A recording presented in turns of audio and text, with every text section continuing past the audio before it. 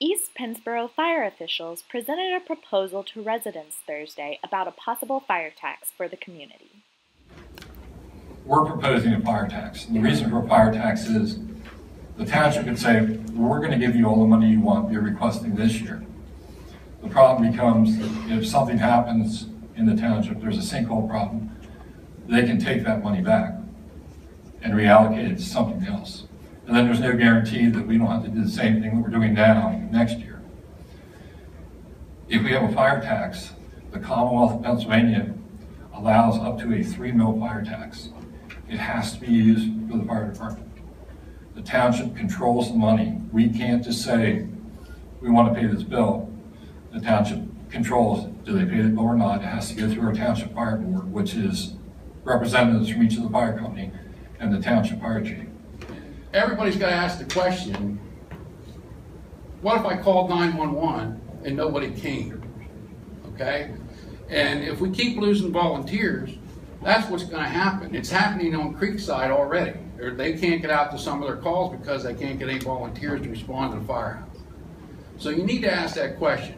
Is it worth $100 a year to make sure a fire truck shows up at my house if it's on fire? It is to me. So that's the only question anybody needs to ask themselves. The fire company needs the money, and most of their calls, I know when I was in firefighting, were not the homes.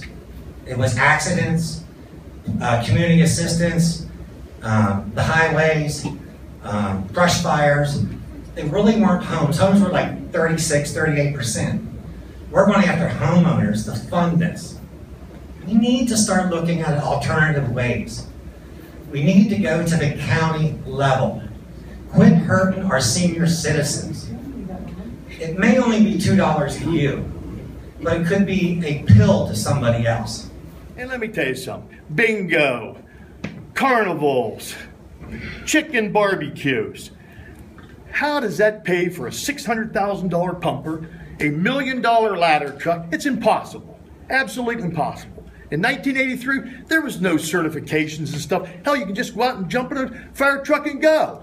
Nowadays, you have to have the training. You have to have the expertise. And these guys dedicate their private time that they should be spending with their children and families. They dedicate their lives to it.